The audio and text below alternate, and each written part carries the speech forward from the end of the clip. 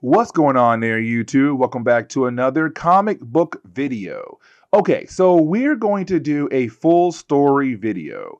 A full story video is when I sit down and take a bunch of videos that tell one overarching story and combine them together into one big video. Now, today's full story video is going to be about, well, Wolverine. And let me explain. You see, when it came to Wolverine in the early 1990s, going into Fatal Attractions, you had Marvel building up to the idea of Magneto coming back as a powerful villain of the X-Men, but also ripping off the adamantium off the bones of Wolverine. It was one of the craziest moments of all time for both Magneto, but also Wolverine as well. And so, today's full story video is going to contain all those different storylines that led into that moment right there for Wolverine. I do hope you enjoy today's full story video.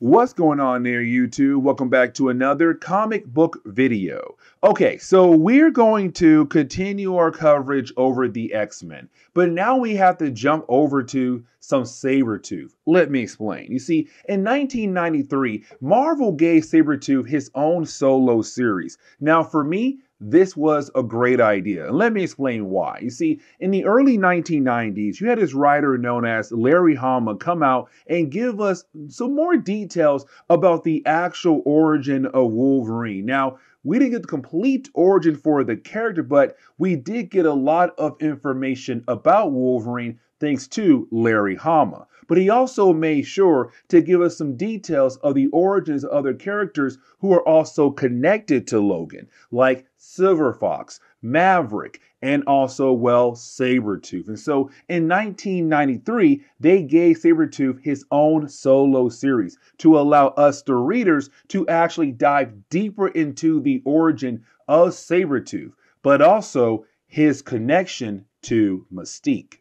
Now, the opening pages of this solo series, we actually pick up with Sabretooth coming back home to his mansion in Wisconsin. Now, once he does arrive there, that is the moment where he is confronted by a group of members of the Hand. Now, the reason why the Hand is after him because, well, he had killed off one of their leaders. And so right now for the Hand, they're kind of very upset about the fact that their leader is actually dead. And so their main goal is to get revenge. Now, we do learn very quickly here that when it comes to the home of Sabretooth, he made sure that his home was well protected by installing all different kinds of security. But also, he left somebody behind to watch over the place. And that'll be the character known as Birdie. Now, here in a moment, we'll talk more about that character Birdie, but you do have Birdie and Sabretooth being able to work together to get rid of this group of the Hand and then go inside to actually relax. Now, let's have a quick conversation about Birdie because I feel a tad bit bad for Birdie, but for Birdie, she is a psychic like Charles Xavier, Psylocke, Jean Grey, and the list goes on. But for Birdie, the reason why she is here is to ease the mind of Sabretooth. Let me explain. You see, for Sabretooth and Wolverine and recent story arcs that we had actually covered, Sabretooth was able to remember certain things from his past, especially when it comes to his childhood. The whole idea that his father used to hate him, especially when his power began to manifest and he looked like, well, a different person, the fangs, the claws. And so his father hated him with a lot of passion back then. And so for Birdie, she's kind of there to go into his mind, to ease his mind, to kind of keep him calm and relaxed. Now, once she does that, Sabretooth literally knocks her out, kind of like, oh, you know what? I'm done with you. Thanks for your help, but now it's time for me to go to bed. And so it kind of shows that she's kind of like his slave in a way, but at the same time, he knows he needs her because she eased his mind. Now, later on that night, we actually pick back up with Birdie again. Now, we see Birdie going over to the computer system and kind of runs all the different kinds of security system that, well, Sabretooth has for his mansion. But you didn't have her turn off every single one of them. And then a bunch of guys just walk into his actual mansion. Now, this is the moment we learn that Birdie had apparently betrayed Sabretooth, that somebody hired her to actually turn off all the different kinds of security he has in that mansion to allow this group of guys to just walk into his mansion. Now, for Sabretooth, he's still an actual challenge. He's not somebody to take down so easily, but they brought enough equipment, enough guys to be able to actually take him down. They gas him so much that he knocks out just like that, and he is taken away. Now, for Sabretooth, he knows that sooner or later, once he's able to recover, he is going to want revenge against Birdie for basically betraying him. Now, we do get a page where we're actually able to jump back in time to kind of continue to learn more about the childhood of Sabretooth, where again, his father hated him so much, especially when his powers begin to come in. The fangs, the claws. And so to his father, it seemed like he hated Sabretooth because he believed he was some kind of demon. And he was trying to remove the teeth and claws of Sabretooth when he was a young boy. Now, the ending for the first chapter is where we see Sabretooth wake up and he's being restrained on some kind of metal table. But we do learn that he went through some kind of surgery to get some kind of upgrades to make him a tad bit stronger. Now, he is confronted by a character known as Tribune. Now, Tribune is going to be very important when it comes to Mystique and also Sabretooth. But we do learn that Tribune had kidnapped Sabretooth to use him to hunt down Mystique, that this guy wants her dead. Now, he does not tell Sabretooth why, but he says, listen, you have been made stronger so that you'll be able to actually take her down. Now, for Sabretooth, it's more like, listen, as soon as you release me, I'm going to kill you and just go on with my day. But they say, no, you have 48 hours to hunt her down and kill her, because if you don't, boom, you will explode. And so technically you have no choice here but to go ahead and do the job for me. And so he says yes, but he says, after I kill off Mystique, I'm coming after you. And so then we are able to dive into Sabretooth issue number 2. Now, when we do, it's really more Sabretooth just going back to his mansion. The reason why? To get revenge against Birdie for basically betraying him, to allowing those guys into his mansion to kidnap him and to force him into some work. And so the first 6 or maybe 7 pages is really more her just trying to get away and him just trying to chase her down, but also get some answers of why in the world did she betray him for. Now, I could say listen, she hated the idea of just being used to ease his mind and then get punched and kicked around would be enough for me. But apparently it's the whole idea that the Tribune gave her a lot of money to kind of portray Sabretooth, and there was no way she would be able to actually turn down that offer. Now, once he's able to catch up to her, and it does seem like, hey, he's going to kill her off, that is when she used her powers to enter his mind once again. And when she does go into his mind, she begins to learn what exactly happened to him once he was taken away by those guys earlier over to the Tribune, where she learned that they gave him some upgrades, but also said, hey, listen, you got to hunt down Mystique. If you don't, you'll die in 48 hours. Now, once she does use her powers on his mind, once again, she's able to calm him down, relax his mind. And so when she does that, he changes his mind when it comes to killing her. And so now the two of them are going to work together to hunt down Mystique, but to also take care of the Tribune later on.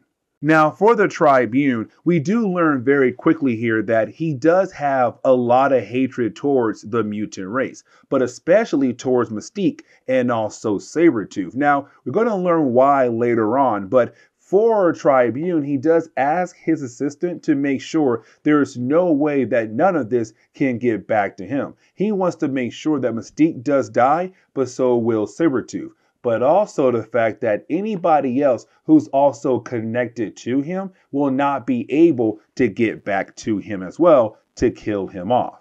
Now, getting back over to Birdie and also Sabretooth, we get to the point where we're now actually seeing the two characters working together to hunt down Mystique. Now, they have to go over to Paris, but we do see Sabretooth tell us, the readers, but also Birdie, that for right now, she'll get to live, but only because he needs her help to track down Mystique. Once he's able to kill off Mystique, then most likely he'll kill her off, Birdie. But either way, you do have the two characters arrive in Paris, where you do have Sabretooth begin to hunt down Mystique. Now, he's able to find her, and that begins the whole chase scene. Now, for Mystique, she recognized Sabretooth. She knows him very well. This begins the big secret between these two characters. Now, for Sabretooth, for him, this is the first time he's actually meeting her. But she says, no, this is not the first time that we are meeting. Now, like I said, she tries to get away from him. She even tries to change her forms to hopefully throw him off. But the thing is, he's just like Wolverine. Once he has your scent, he cannot lose you at all. And so he is able to continue to chase her down. But like I said, for Mystique, this is not their first time meeting. For him, it is. For her, it's not. It really shows when you have both characters get on a train. And the reason why, because you have her change into his mother. Now, that's kind of huge because kind of like, how does she know what his mother looks like? Like, how would she know that? And it kind of shows she knows him very well from something happening in the past between these two characters. But once he sees his mom, he goes back in time in his mind where he remembers another time where his dad was basically coming after him because the way he looked once the claws and fangs came in, and his mom was trying her best to defend him. Either way, once he's able to come back into reality, he continues to chase down Mystique. And so you have Sabretooth being able to actually corner her. Now, when he does, it's actually on top of the Eiffel Tower. Now, for Mystique, it's more of, listen, I know you want to kill me, but before you actually do kill me, let's sit down and try to have a conversation with one another. It's basically her saying, let me tell you what's our connection. What was our past like with one another? But I want to tell you that before you came here, I had actually planned a date tonight with somebody else, somebody you know very well, somebody where you and him both had entered this super secret program. And of course, she's talking about Weapon X, but she's also talking about Wolverine, who had appeared for a date tonight with Mystique.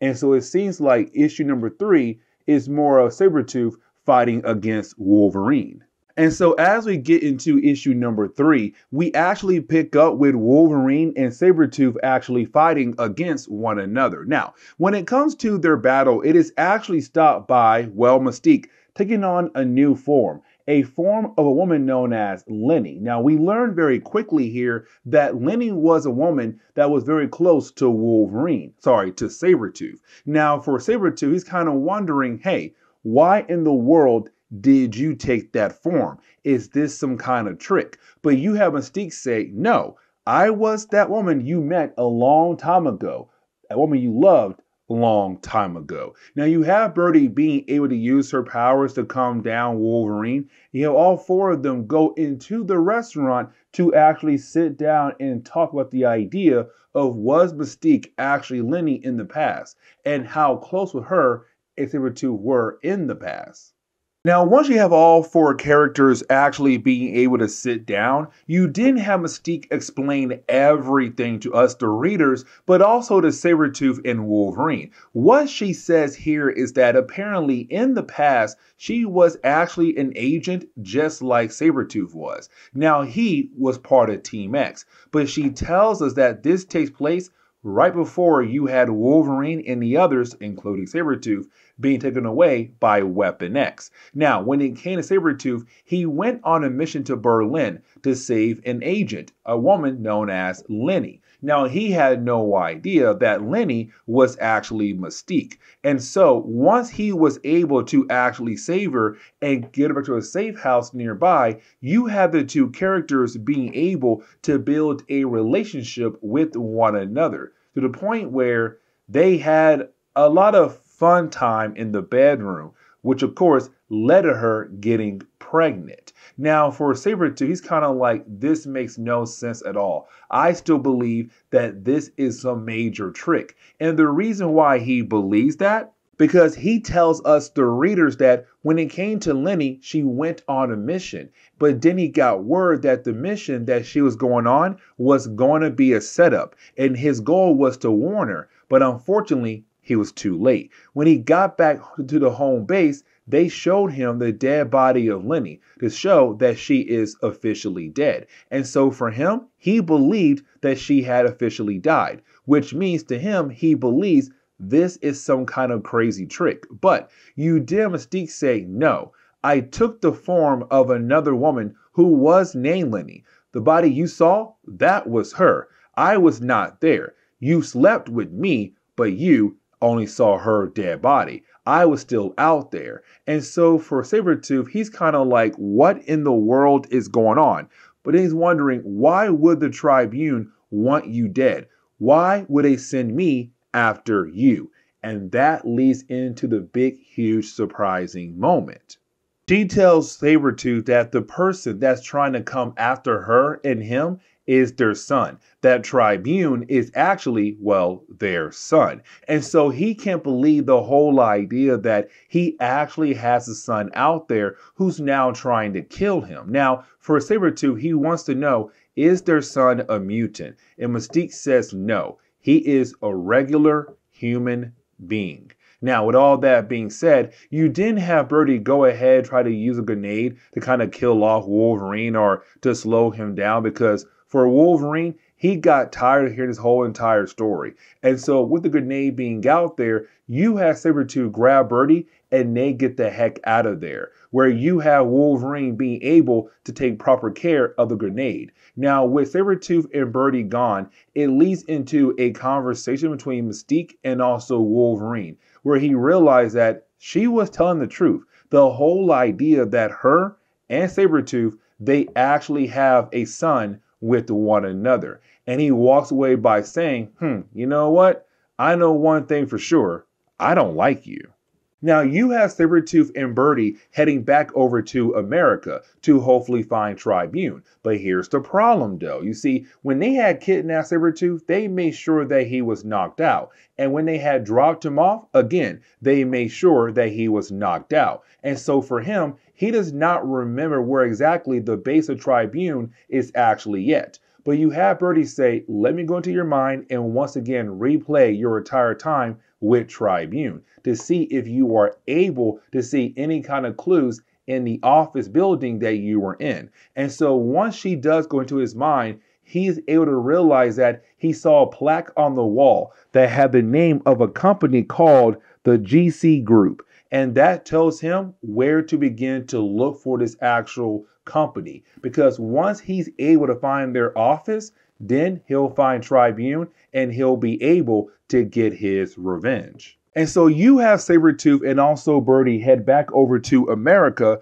to find Tribune and his company, which they were able to find the office building. Now here's the catch though. You see, as soon as our heroes arrive at the office building, they are confronted by another group of members of the Hand. Now, the Hand is not working for Tribune. They're just here to still get revenge against Sabretooth for killing off their leaders. And honestly, this is a minor moment. It's not really important. It's just being used as a way to show us how strong and powerful Sabretooth truly is, especially now thanks to his upgrades he got from Tribune. But once he's able to actually deal with them, now, when it comes to Sabretooth, once he's able to actually take care of the Hand, you then have him and Birdie begin to scale the outside part of the building, the office building that is owned by Tribune and his company. Now, I kind of want to sit down and have a quick conversation about Tribune, the son of Sabretooth, because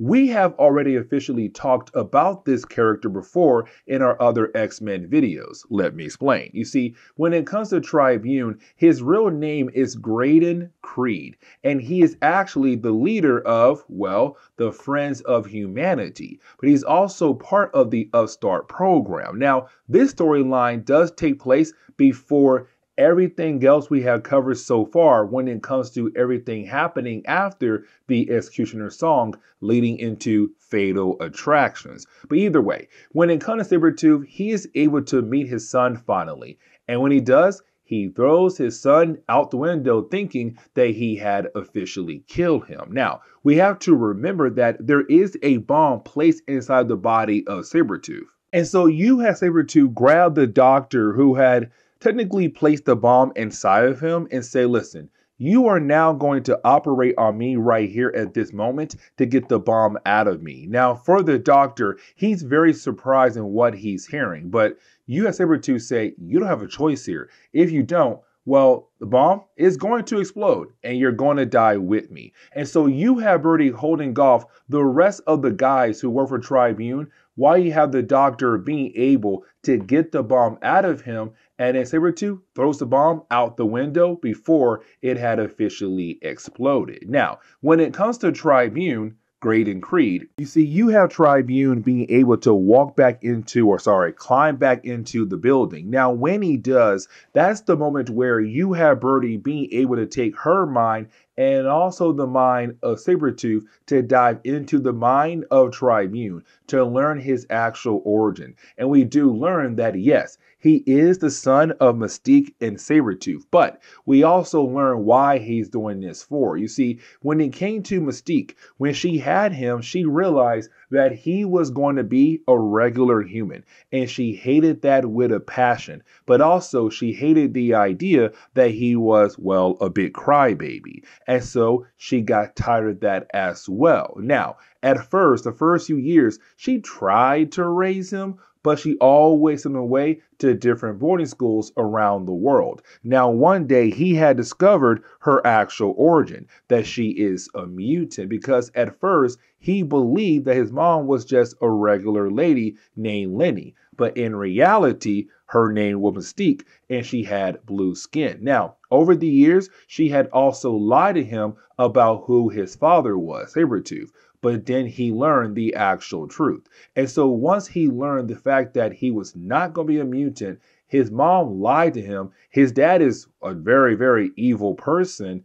And also that, well, he'll never get powers. He hated the idea of mutants at that point in his life. And so when he grew up, he completely changed. But his main goal was to get rid of all mutants, but especially his mother and his father. Now, the book kind of ends on the note where you actually have Graydon Creed being able to kill off Birdie. Now, that's a huge problem because for Birdie, she was around to ease the mind of Sabretooth. That man has gone through so much over the years that he needs her around to ease his mind, to calm him down. And now she's gone. And so for Graydon, he's kind of like, no, I did that on purpose because now you don't have her in your corner to ease your mind, to calm you down. Now you're going to be this person who's always hurting, always in pain, always crying out for help. I found a way to hurt you, even though I didn't kill you. And the book kind of ends with Sabretooth just walking away, but letting Graydon Creed stay alive. And he just walks off. And the thing is, we're not going to see Sabretooth until X-Men Unlimited issue number 3. But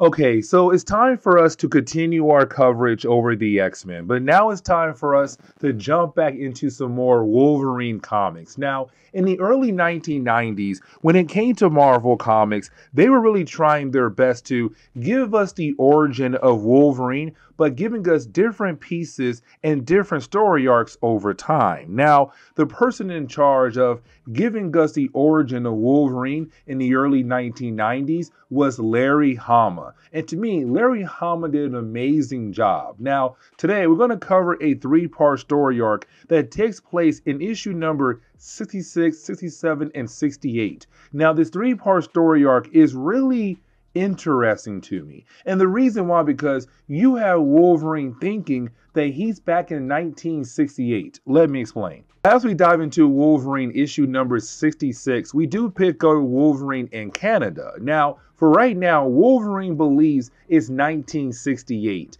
And so when he walks up to this building called the Prophecy, he realized that a lot of things has changed in the last year since he has been there. Now, here's the thing. He believes the last time he was there was 1967. And now his mind is 1968. But in reality, it's 1993. And so, of course, a lot of things had changed in a long time. But for Wolverine, his mind is so messed up right now, he believes it's 1968. And so when he walks into the actual building, this place has new rules. No smoking, no drinking, no drugs. All these different rules they did not have back in 1968. Now for Wolverine, he ignores all those rules and begins to walk upstairs. And he tells the front desk person like, hey, I'm going to room 23. Now the front desk person is very confused because they don't have a room 23. But you didn't have somebody else say like, no, we used to back in the day.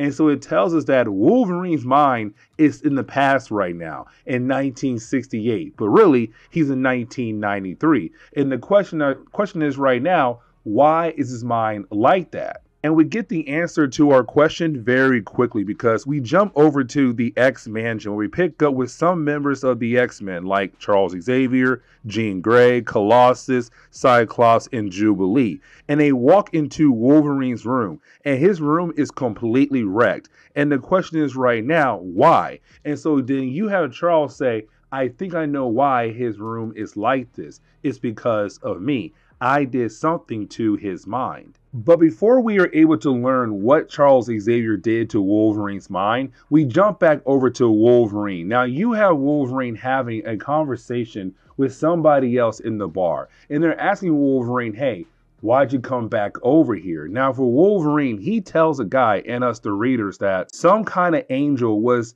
whispering in his ear, telling him to come back over here. Now he asks the guy for a crowbar, and then out of nowhere, the guy turns into a puppet, but does hand Wolverine a crowbar. Now this shows that Wolverine's mind is on some kind of trip, but either way, he begins to hit the crowbar into the actual floor in this room. Now, you didn't have Wolverine tell us more about how he arrived here at this location. You see, while Wolverine was at that center, he was playing pinball, but then he realized there was something wrong about the actual pinball. The idea of the pinball looked like him. And then out of nowhere, he began to hallucinate all these different kinds of images all at once. But once he was able to come back to, well, we see the pinball machine was completely destroyed thanks to Wolverine. But then at the very end of that section, we see a small little angel who tells Wolverine, hey, you need to handle the Terry Adams problem. Now,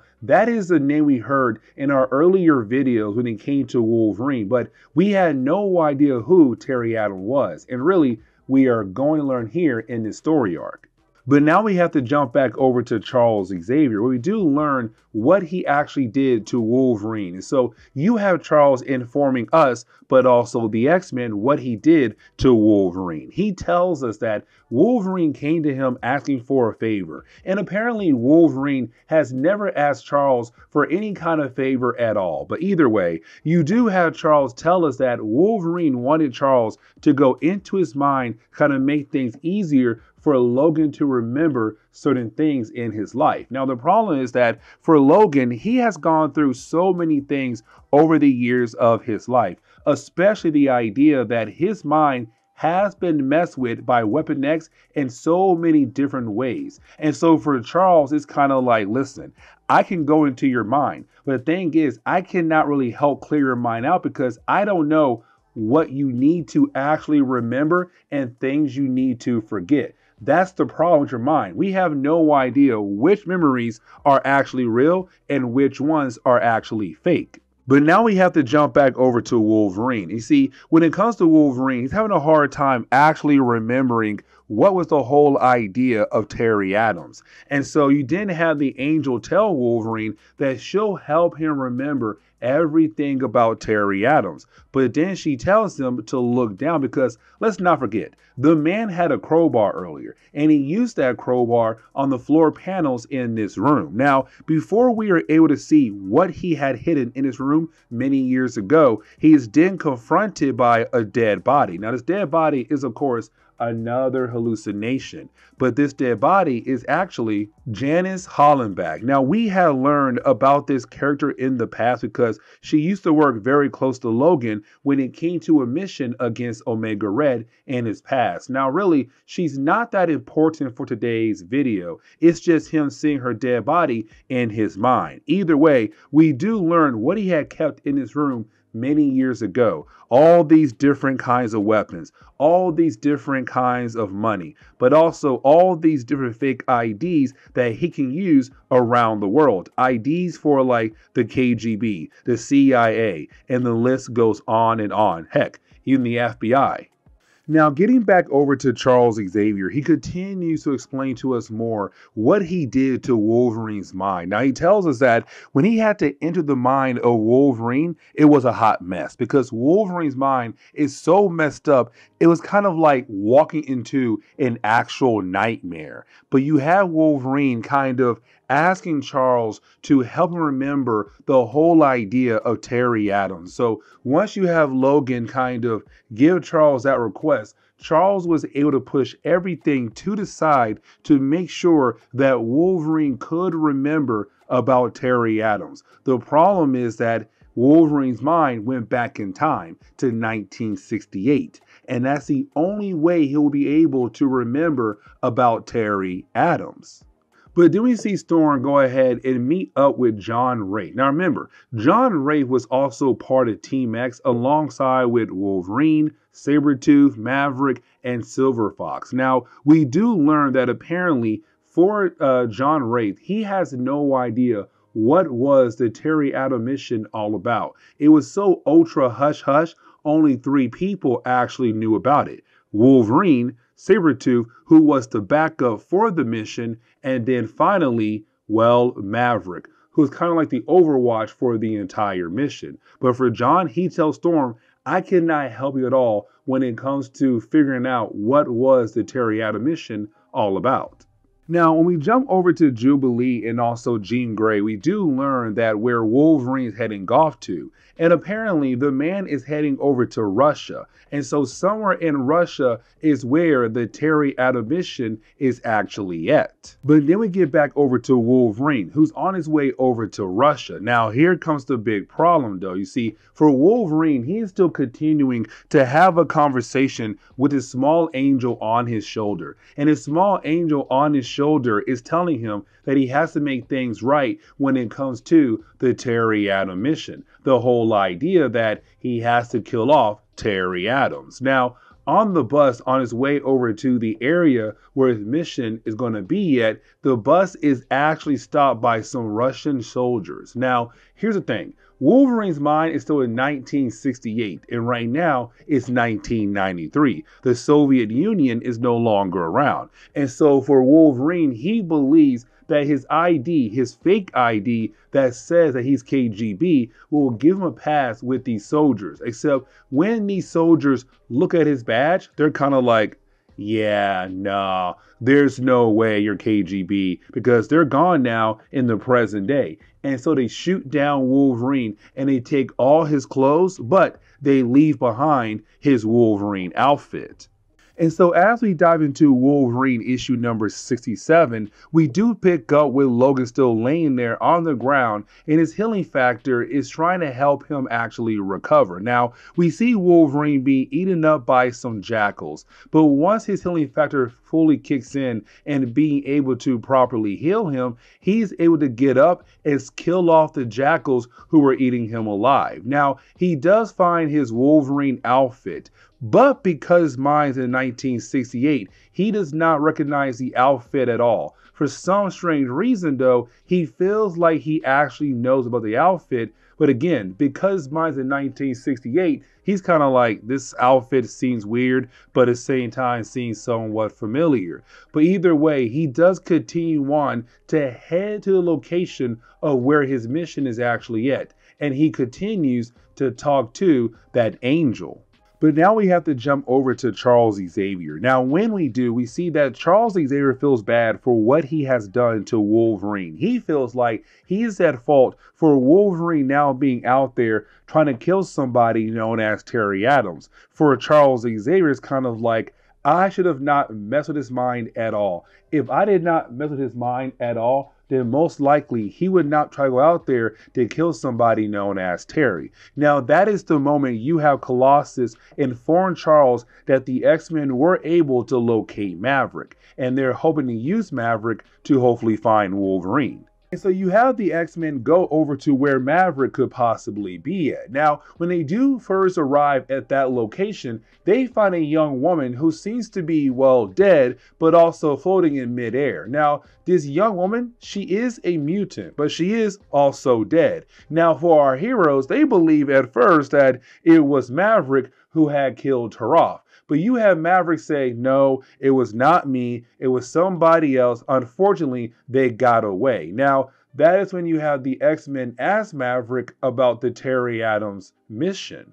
Now, for Larry Hama, it seems that he's also trying to explain how the healing factor of Wolverine actually works, because we see Wolverine just walking across the desert, but unfortunately he is slowly dying off because his healing factor, it needs fluids and also food to feed off of to properly heal up Wolverine. And so you had a small angel tell Wolverine that, but also tell Logan like, hey man, listen, I know you're trying to complete this mission, but you have like another 100 miles before you are able to get to Terry Adams to actually kill him off. Now we have to jump over to those guys who shot up Wolverine earlier. And the reason why, because they're going around their town celebrating the idea of what they did to Wolverine. But then you have somebody inform them that, hey, listen, there was a bounty on the head of Wolverine, apparently for 100 yen. Or 100 million yen. Either way,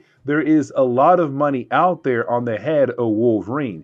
And this bounty was put out there by the Hand. And so once you have the guys realize they had just supposedly killed off the man who has this big bounty on his head, they're kind of like, dude, we gotta go back, find that dead body so that we are able to collect the money from this bounty. Now, when we jump back over to Wolverine, we do see that Wolverine is eating vultures to kind of help his healing factor work a tad bit faster. But while you have Wolverine eating those vultures, we then see those guys who shot at Wolverine earlier go back to that bus and realize the body of Wolverine is no longer there. And so they begin to freak out. And their goal is to hopefully find him so they're able to collect on that bounty. Now, I want to jump back over to the X-Men and also, well, Maverick, because you have Maverick tell the X-Men that Terry Adams is not a who. Actually, it is a where. It's a space station in Russia that was part of the Soviet Union space program back in the day. And so for Maverick, he says, listen, if Wolverine's trying to finish that mission, that means most likely he's going to go there. Now, here comes the next big problem, though. You see, there is a minefield out there around that area. And when it came to the original mission back in 1968, that minefield was not part of Wolverine's briefing, which means that if Wolverine goes over there and walks through that minefield, then most likely he is going to get blown up. The space station would have been closed down back in 1968, but it's not. It's still up and running in 1993. And the only reason why, because there are still satellites out there in the orbit of the Earth that have to be controlled by the space station back on Earth. But either way, for our heroes, their main concern right now is Wolverine, because it seems like his mission is to break into that space station. But right now, he has to walk through a field of mines, and most likely, he's going to get blown up. Now, for Wolverine, he was able to realize that, yes, there is a minefield out there surrounding the actual space station. And so for Wolverine, his goal now is to figure out how to get around the actual minefield. But then out of nowhere, those guys from earlier who is trying to collect on the bounty of Wolverine appear with a tank. And their main goal is to, well, kill off Wolverine. The problem is that, well, they don't, because Wolverine is able to cut his way through their tank and kill them off just like that. Now, once you have Wolverine being able to get inside the actual space station, that is when he is confronted by a young blonde woman.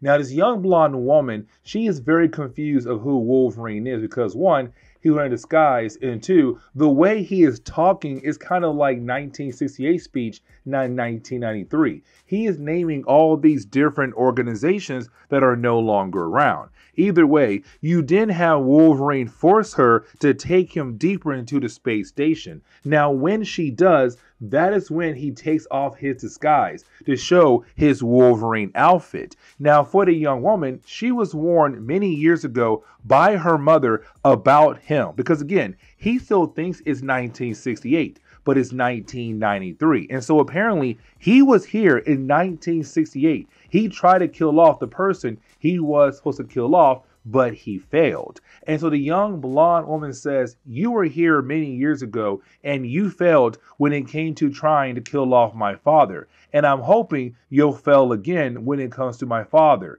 And so we then see her take Wolverine to this big door. And once the door opens up, that's when she tells Wolverine that her father is Epsilon Red, the Soviet super astronaut.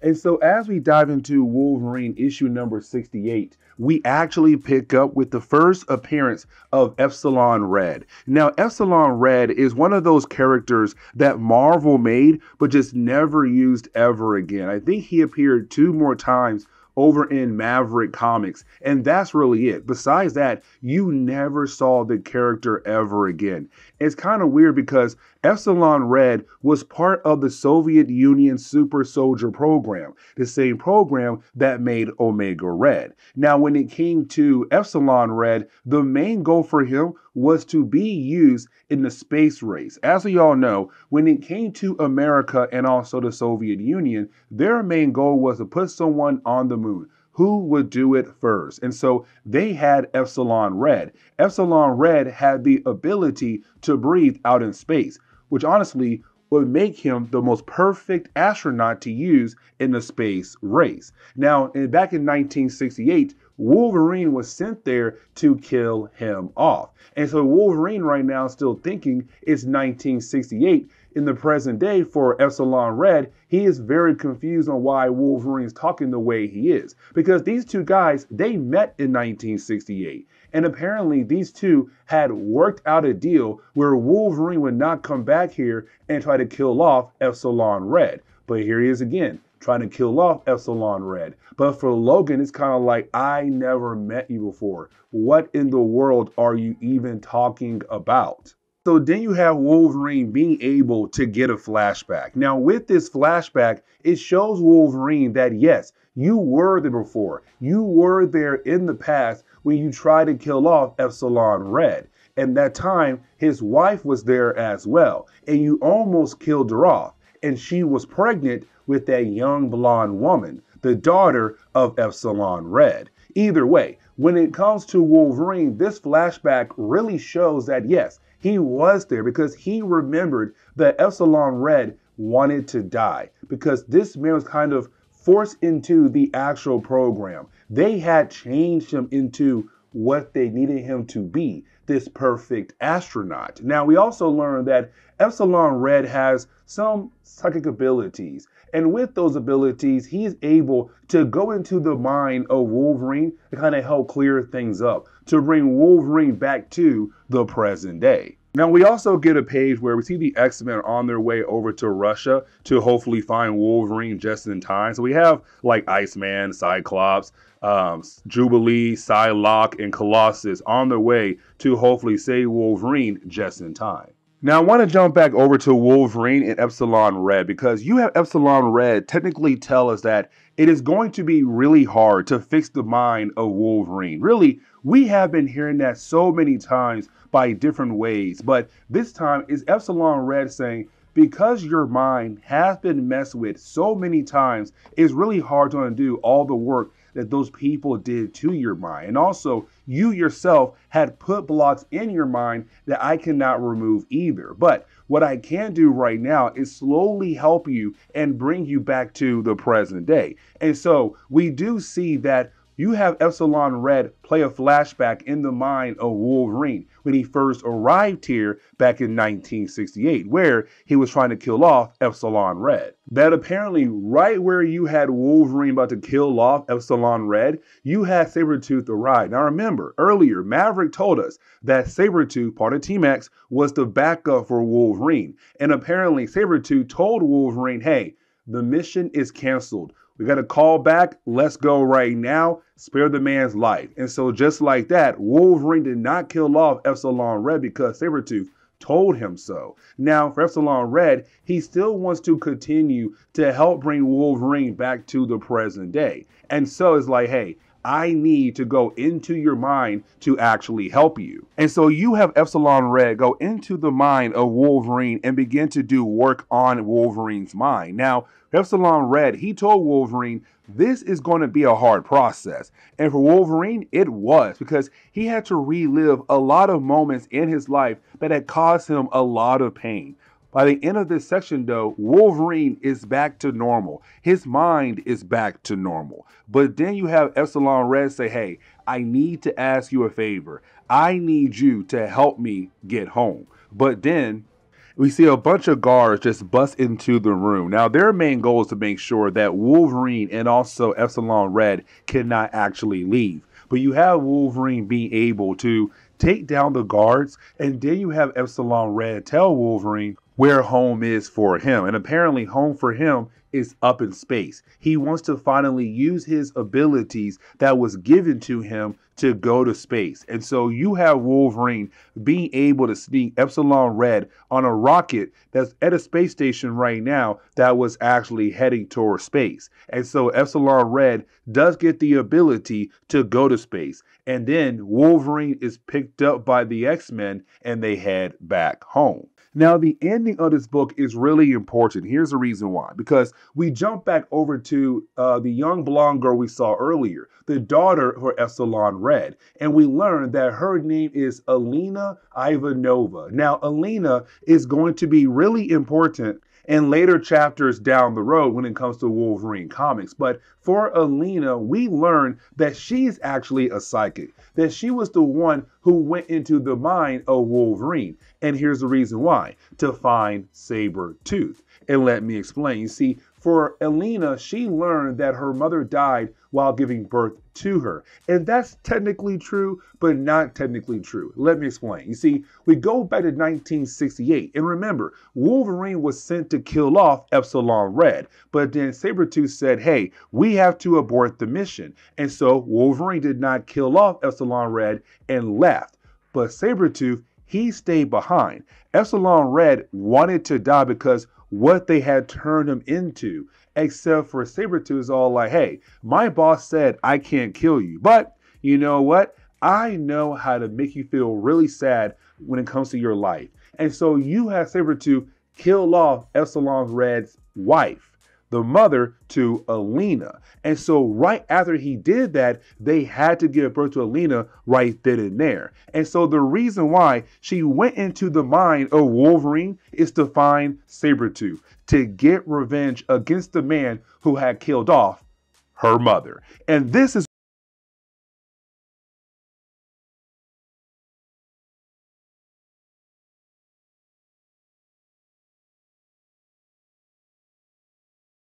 okay, so it's time for us to continue our coverage over the X-Men. Like I said in our last video, we're going to be covering some Wolverine comics the next couple of videos when it comes to the X-Men. And so today we'll cover another 3-part story arc that takes place over in Wolverine issue number 69, 70, and 71. Now, with this 3-part story arc, usually it's Wolverine and always like Jubilee, and occasionally different members of the X-Men also jump in the book. This time it is going to be Rogue, but also our 3 heroes are going to be in the Savage Land. Now, the first page, we're technically told that our heroes are in the Savage Land looking for somebody. Now, we're not really told who they're looking for. All we're really told is that apparently Charles Xavier had sent them in the Savage Land to find somebody to see if that person is actually alive. Now, in the first page, we also get the good old usual Jubilee complaining because she is the teenager in X-Men comics. She hates the idea of carrying around some heavy equipment, and you have Rogue kind of say like, listen, we ain't got time for all your complaining. Let's come on and walk with us over here to this location. Now, for Wolverine, he tells Rogue and Jubilee to be on their guard because you have no idea what can happen to you in the Savage Land. And so that is when you have our heroes get attacked by, well, a T-Rex. Now, honestly, this is more just Marvel kind of giving us some action in this book right off the bat because really Wolverine and Rogue could easily handle this T-Rex, but we're kind of left to see our heroes somewhat struggle with this T-Rex up to the point where you have Wolverine being able to scare the T-Rex away. Now, right after that, you then have Wolverine go and grab his equipment. And the reason why, because with their equipment, they are able to put a force field around them to protect them from all the different dinosaurs in the Savage Land. Now, for our heroes, they then call in Charles Xavier. Now, for Charles Xavier, he does remind our heroes that they're only on this mission to collect information, to stake out the target. Do not try to confront the target at all. Now, we also get reminded that Rogue is still recovering from her recent injuries. You see, back in the Executioner song,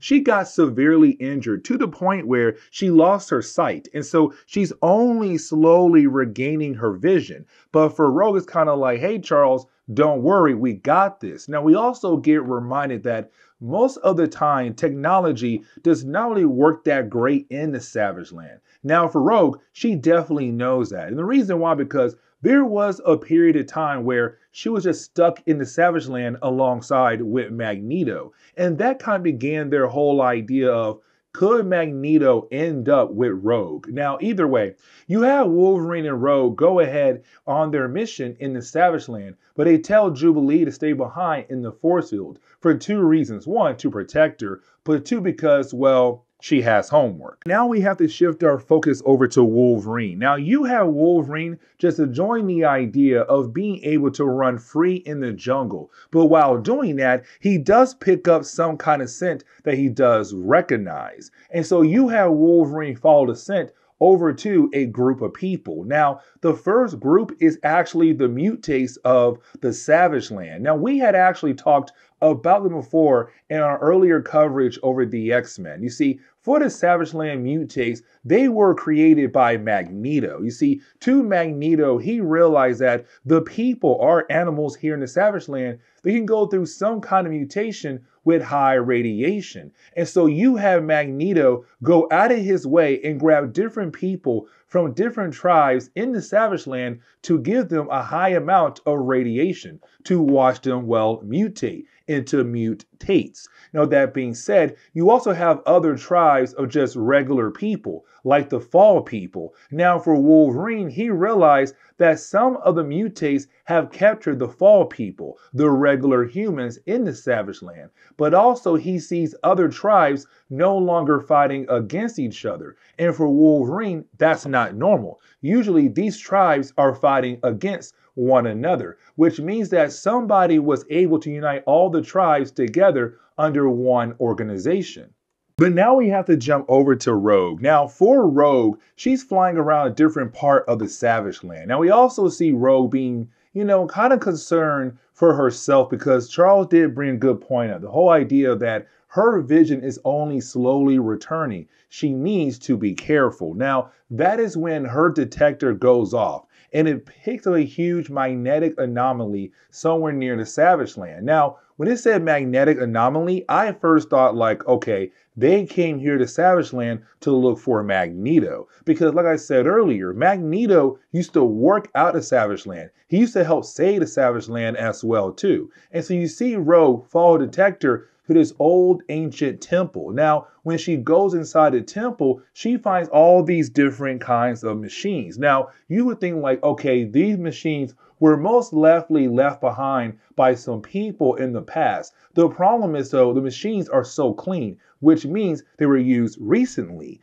And so then you have Rogue be confronted by Brainchild. Now, Brainchild is another mutate of the Savage Land. Now, before Brainchild is able to tell Rogue anything he knows, that is when Rogue is knocked out from behind by another mutate known as Gaza.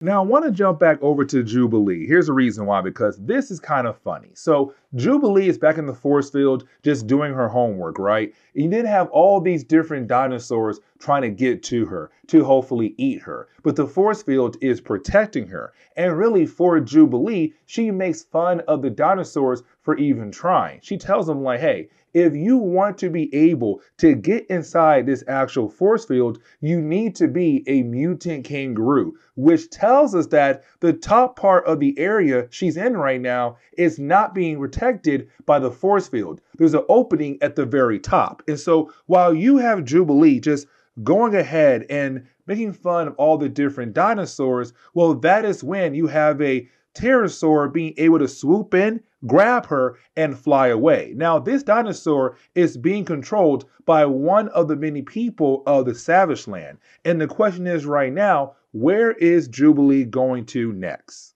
But getting back over to Wolverine, we see Wolverine just following that war party that he found earlier. But he also remembers what Charles told him, that this mission, you only need to collect information. Do not get involved in anything happening in the Savage Land. Well, unfortunately for Wolverine, he has to get involved. And the reason why, because, well, he overhears the war party talking about the idea of killing off some of the fall people that they have captured. And for Wolverine, he hates the idea of the fall people that he had worked with very close to in the past getting killed off. And so he has no choice but to go ahead and show that he's in the Savage Land and attack the war party and begin to, well, kill them off. Now, real quickly, we jump back over to Jubilee, right? Now, Jubilee was earlier taken by some random guy with a dinosaur, right? And that guy took Jubilee over to where his tribe is at. And we see their tribe apparently lives inside a mountain because there's different caves that lead out of the mountain, but the only way to get into the mountain area is by having a dinosaur that can fly. If you don't have one, well, good luck. And so for Jubilee, they drop her off in one of those tunnels, and she thinks, you know what, it's time for me to leave. Except when she walks out of the tunnel, that is when she realized that one, she's in a mountain, but two, it's a long way down. And so Jubilee is currently stuck. Now, earlier, we saw Rogue get kidnapped by Brainchild and also Gaza. So when Rogue wakes up, she realized that now she's chained to some kind of board. Now, for Rogue, she wants to break free, right? But unfortunately, she can't. Because you have Brainchild say, if you break free, my machine is going to turn you into, it will regress you back into a primitive state. Now, you also have Rogue wondering who is in charge of what's happening right now in the Savage Land, because usually for Brainchild, he's never in charge. The problem is that Brainchild is not really able to give out that information. Something was done to his mind to make sure he does not share that piece of information. But he does tell Rogue this, that his master actually lives. Now, getting back over to Wolverine, this is where we learn what's actually happening in the Savage Land, or really who's in charge for what's happening currently in the Savage Land. Because you have Wolverine still fighting against that war party and also some of the mutates of the Savage Land. But while doing that, he is then confronted by Sauron. Now, Sauron is a character that we have technically talked about before, especially when he was part of Toad's Brotherhood of Evil Mutants. But apparently Sauron had came back to the Savage Land and now trying to take it over. Now, I kind of want to have a quick conversation about, well, Carl Lycos, Sauron. Let me explain. You see, Carl Lycos first appeared in issue number 59. Now, as Sauron, he first appeared in issue number 60 when it came to X-Men comics in the early 1960s. Well, sorry, late 60s, going to 70s. Either way, when it comes to Carl Lycos, he's kind of like Bruce Banner, and let me explain, because he has two different personas. You have Carl Lycos and you have Sauron. Now, for Carl Lycos, unfortunately, he was bitten by a dinosaur when he was trying his best to save the life of somebody close to him. Now, when that dinosaur bit him, it had basically changed him on a genetic level, unlocking a new persona inside of him, the idea of Sauron. Now, when it comes to Carl Lycos, he realized that he's kind of like a vampire in a way, where he has no choice but to go ahead and absorb other people's life energy if he wants to, well, survive. Now, for Carl Lycos, when he turns into Sauron, it's kind of like Bruce Banner. He no longer has control over his body. Now, for Sauron, like I said, he was bitten by, well, a dinosaur. And so that means he is not a mutant, he's a mutate. He was changed thanks to a dinosaur, well, biting him.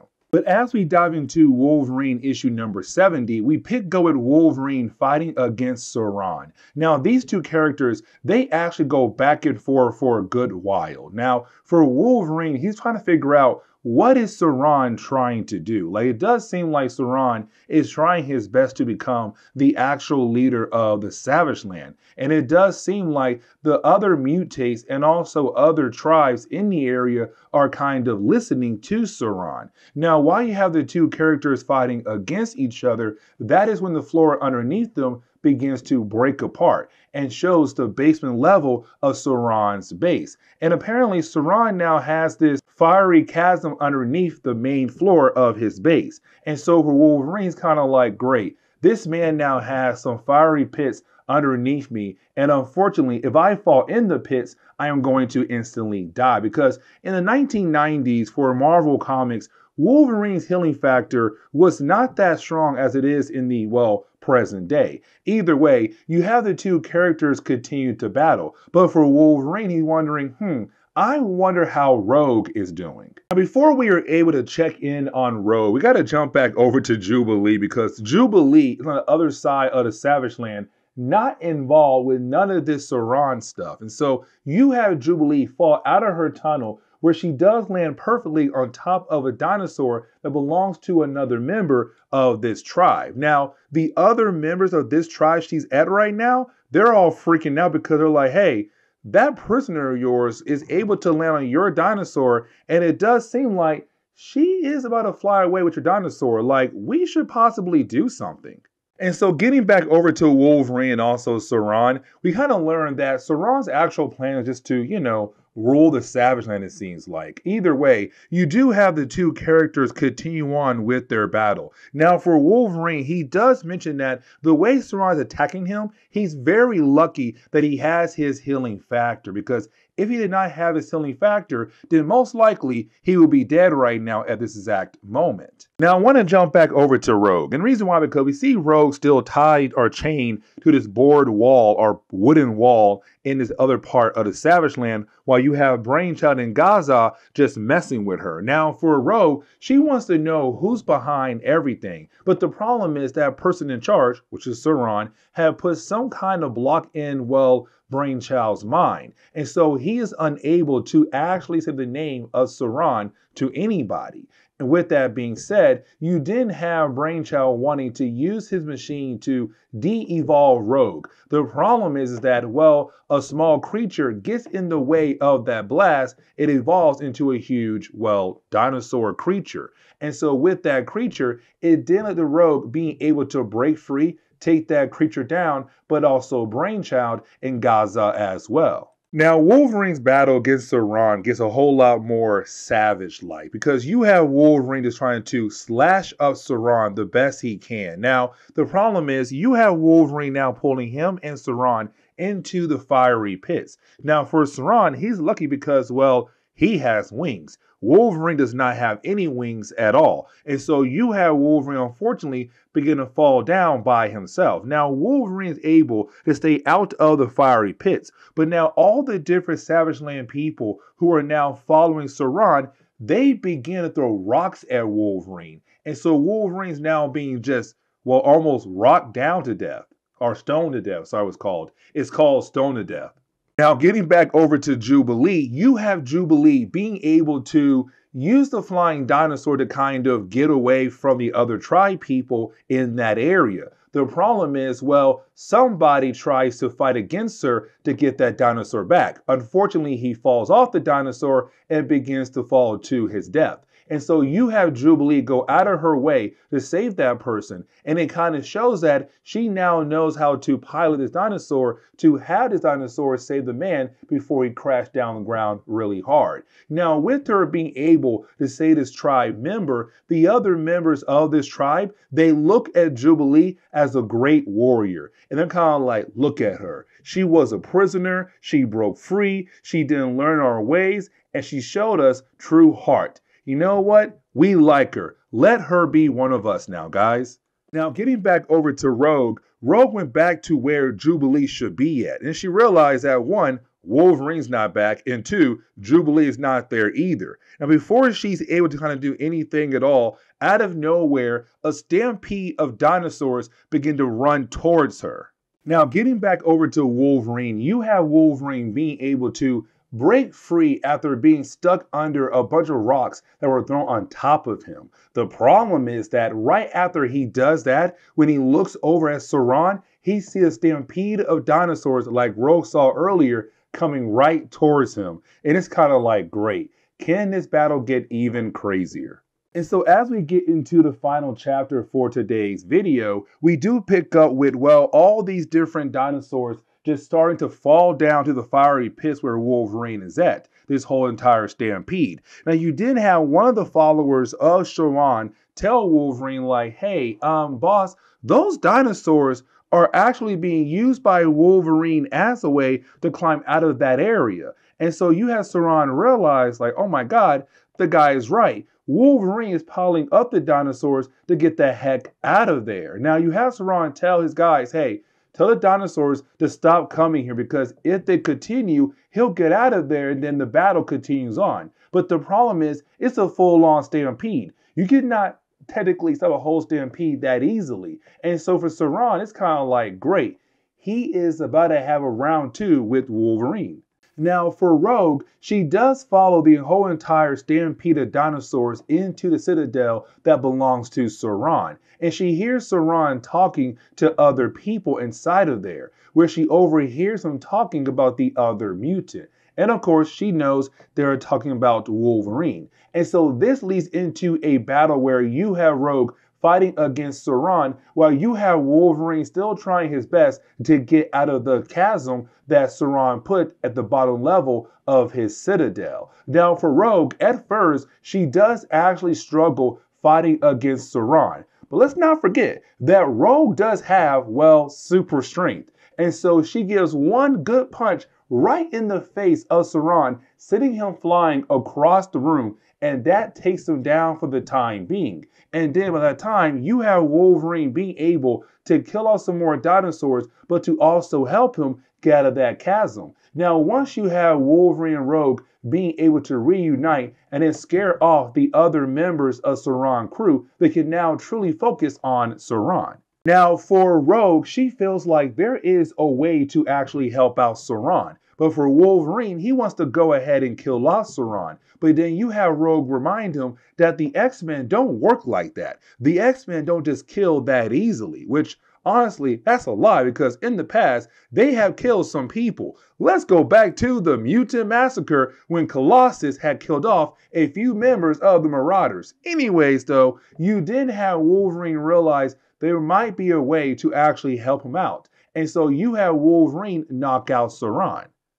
Now, we see this kind of lead into a disagreement between Rogue, Wolverine, Saran, and also Brainchild. Let me explain. You see, you have Rogue and Wolverine take Saran over to Brainchild and where his machine is at. Now, let's not forget, his machine has the ability to de-evolve somebody. And so it's Wolverine and Rogue saying, use the machine on Saran to turn him back into his human form. And hopefully he'll stay in his human form, but also will save the Savage Land from being used by him down the road ever again. But the problem is you have Saran saying, hold up now, you guys claim that you're not killers, but if you go through this, you'll become killers because you're now trying to get rid of the Sauron persona by killing it off. Now, for Brainchild, he's kind of down with this idea. He's all like, hey, hold up now. Listen, if you want to go ahead and get rid of him, let's go ahead and do that. But I'm telling you right now, he's lying to you. He's going to use his words as a way to trick your minds. But it's Sauron saying, look, this is the Savage Land, hence the name Savage Land.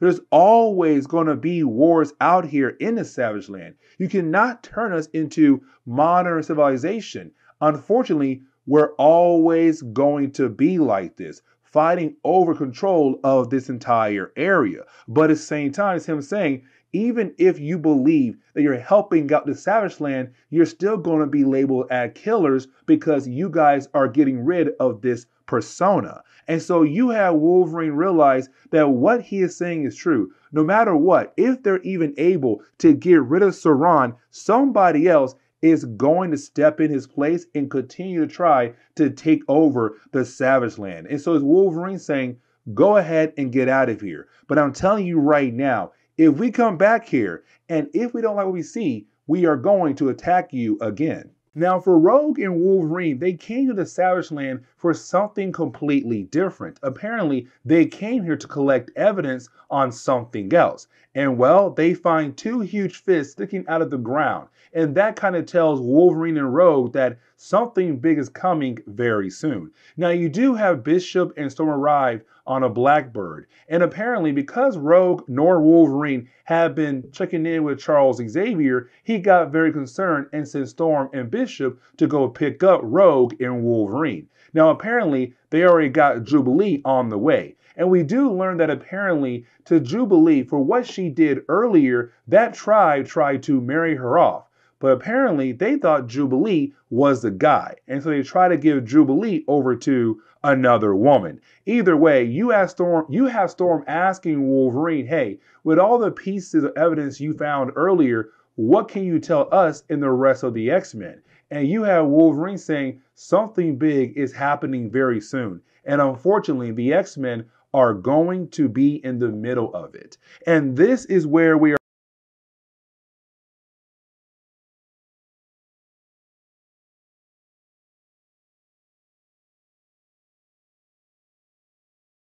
What's going on there, YouTube? Welcome back to another comic book video. Okay, so we're going to continue our coverage over the X-Men, but now we have to jump back over to some more Wolverine comics. Now remember, by this point in our coverage over the X-Men, we are currently working our way up to Fatal Attractions, the next crossover that we have to talk about on my channel when it comes to the X-Men. Now, as we all know, Wolverine plays a very important role in Fatal Attraction. So yes, we have to jump back over to his comics to kind of get ready to discuss the whole idea of Wolverine losing something very important to him. But we have not reached that point yet. Instead, we have to cover another story that takes place before that big moment. Now, in the early 1990s, when it came to Wolverine comics, they were written by one guy, Larry Hama.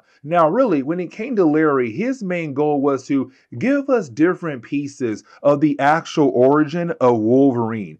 Not the complete origin, but just small pieces here and there. But occasionally, he would give us different stories that did not really tackle the origin of Wolverine. Instead, there'll be stories about Wolverine going on some crazy adventures across the world with his sidekick, Jubilee. And so today's video is one of those crazy storylines where you have Wolverine with Jubilee going on a crazy adventure. But I kind of like the story a lot. And the reason why, because we do learn more about the actual origin of Jubilee.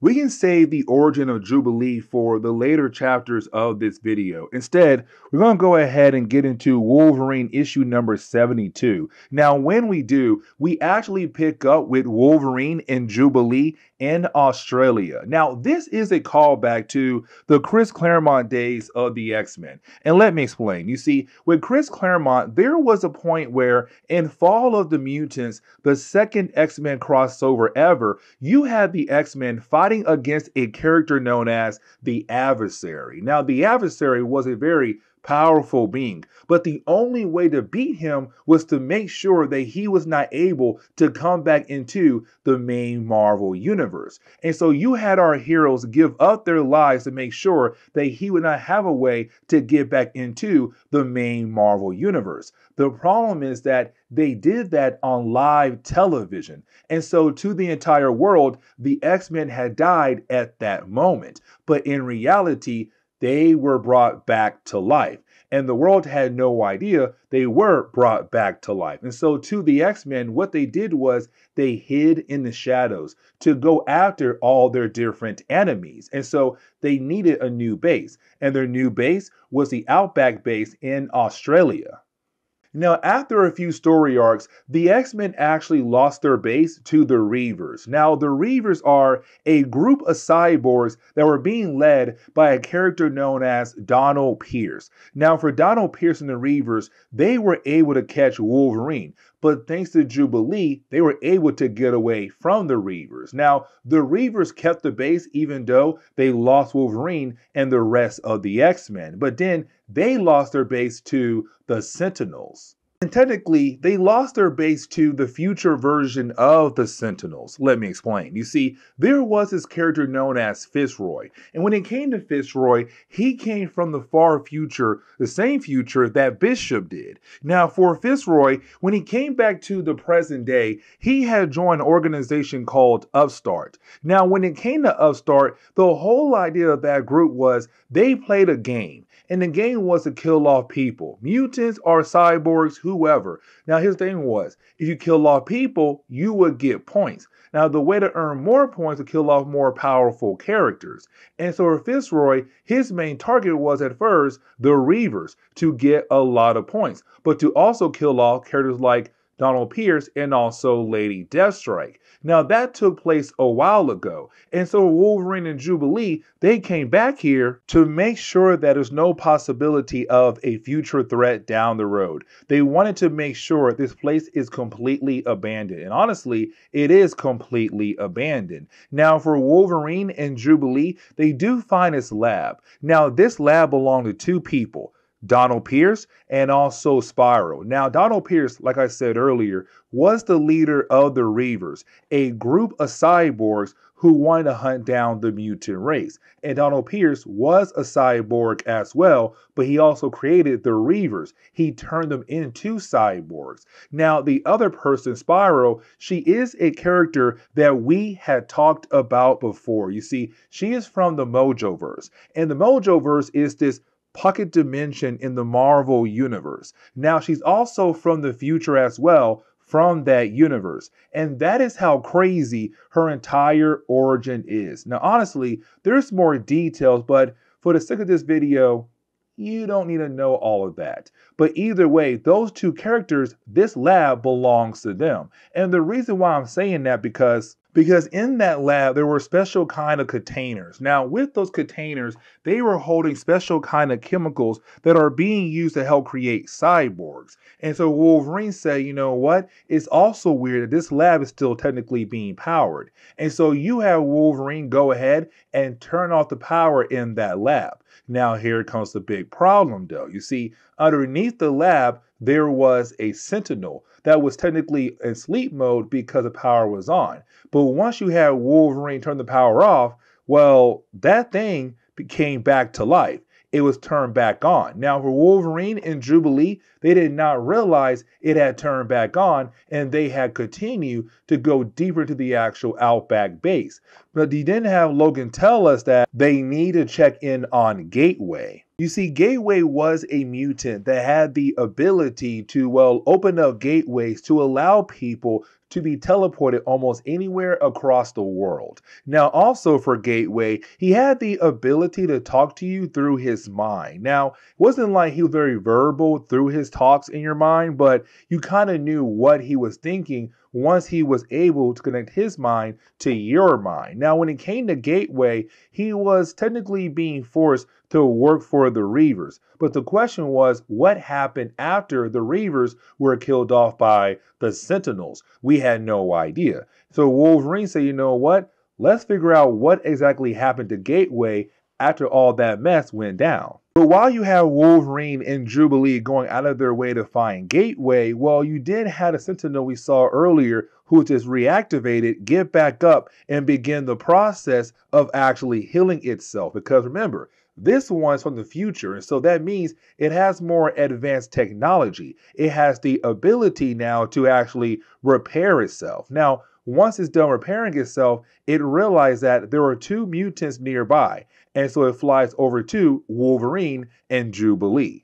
But getting back over to Wolverine and also, well, Jubilee, we actually see them go to the spot where Gateway is usually at. The problem is that Gateway is not there. Now, like I said earlier, when it comes to Gateway, he has the ability to open up portals that would allow people to teleport almost anywhere across the world. Now, here's the thing. That was the early days of Gateway. This is now Larry Hama beginning the process saying like, no, Gateway is more powerful than you actually know, because Gateway has the ability to leave open gateways that could possibly help you time travel as well. And so for Jubilee and Wolverine, they find a gateway that was, well, technically left behind by Gateway. And you have Jubilee actually touch the gateway, and it takes her back in time to the point where she was a young girl, but the night where she lost her parents.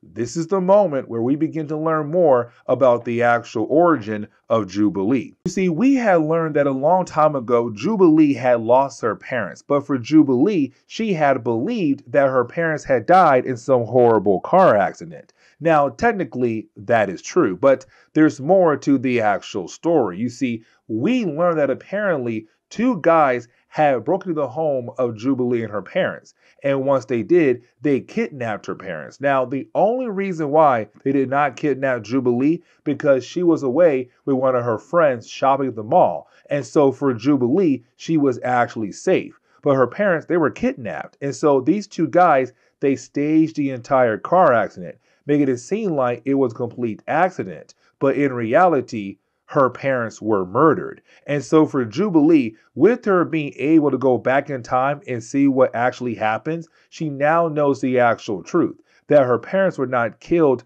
in just a random car accident, they were actually murdered. Now, before we are able to dive deeper into the origin of Jubilee, we have to jump back over to that Sentinel. Here's the reason why, because you actually had a Sentinel wanting to go after Wolverine and Jubilee, but then it looks up into the sky and it sees the stars. And this begins a whole new process for this one Sentinel. Now, getting back over to the origin of Jubilee, this is where we learn that apparently there was a moment in time where she had just disappeared. Now, she had no idea why, and her friends wondered why as well too, where she went to. She was gone for a few seconds, and I'll explain why here in a moment. But once she got back home, that was the moment where she was informed that her parents had died. Now, after that, she was kind of forced to live with her neighbors, the Lees. Now, the Lees are going to be somewhat important to the actual origin of Jubilee. But once she had arrived at their house, she realized that she did not want to be there at all. And so she ran away. But that is when you have the Sentinel arrive to explain things to Jubilee, to tell her why she had disappeared for a few minutes back in the past. You see, when it came to her being gone for a few seconds, it was only because her future self, the present day self, went back in time at that exact moment to figure out what happened to her parents.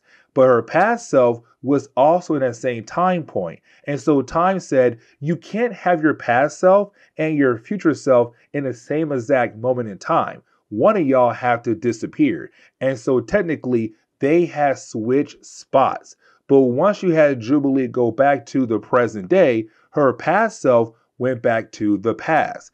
And so that explains why she was gone for a few seconds around her friends. Now, for Wolverine and Jubilee, they are very surprised to actually see a Sentinel not trying to attack them, but actually talk to them. And so you had a Sentinel say, hey, listen, I have now become sentient. And the reason why, because the same kind of chemicals that Donald Pierce and Spyro used to create cyborgs, that chemicals had failed on the Sentinel. And so because those chemicals, it turned him into a sentient being. Now, for the Sentinel, it realized that all humans are going to lead the world to its end.